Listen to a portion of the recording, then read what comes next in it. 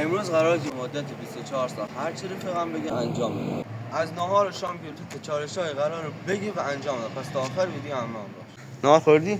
آره تو چی؟ من خوردم. پس نهار رو ولش میکن بریم سراغ تفریح.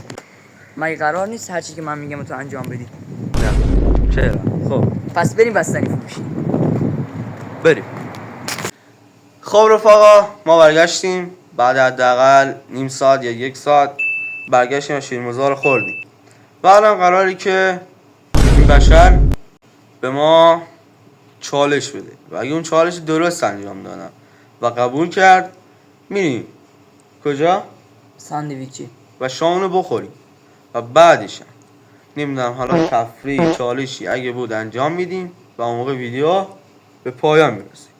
الانم اگه چالش داری بده. چالش از قبل آماده کرده بودم برات که تو اگه میتونی تو 10 ثانیه 2 تا لیوان آب سرد و کامل بخور.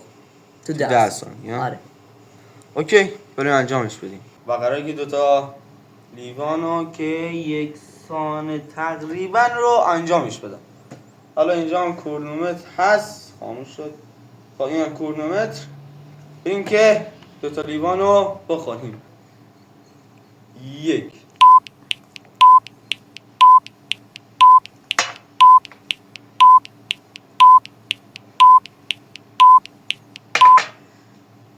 پشماتون میریزه. خب رفقا من تونستم بالاخره توی 9 ثانیه و 24 صدم ثانیه 2 تا لیوان آبو بخورم و برنده شدم. و الان دیگه ساعتهای 7 هست و حالا چند دقیقه دیگه اگه شد میریم کجا؟ ساندویچی و قراره که شام بخوریم. آره شام بخوریم و یه ساندویچ خیلی نمیدونم چی الان انتخاب میکنی و اونجا بهتون نشون میدیم. اگه شد فیلم میگیریم، اگه هم نشد عکس میگیریم و آخر بهتون نشون میدم. از این ویدیو خوشتون اومده باشه و ببخشید اگه تایم ویدیو خیلی کم بود و چون حداقل 2 هفته میشه که از آخرین شورتز گذشته و تمام هماهنگ کنم و تمام رفیقام بیام و ویدیو رو بگیرن خیلی طول کشید و واقعا زحمت کشیدم.